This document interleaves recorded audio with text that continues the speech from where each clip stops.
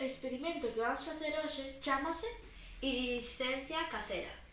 Para este experimento imos a necesitar unha tina con agua de uns 5 centímetros, unha cartulina negra máis ou menos a medida do fondo da tina, un pouco menos, 2 pinzas e un esmalte de uñas transparente.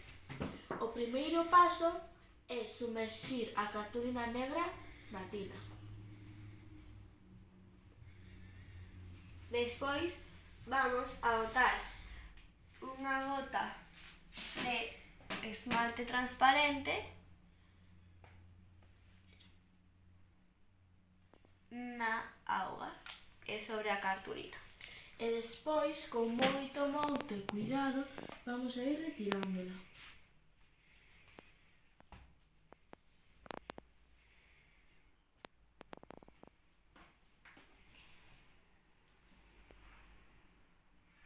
E agora habría que deixala secar. E máis ou menos quedaría así.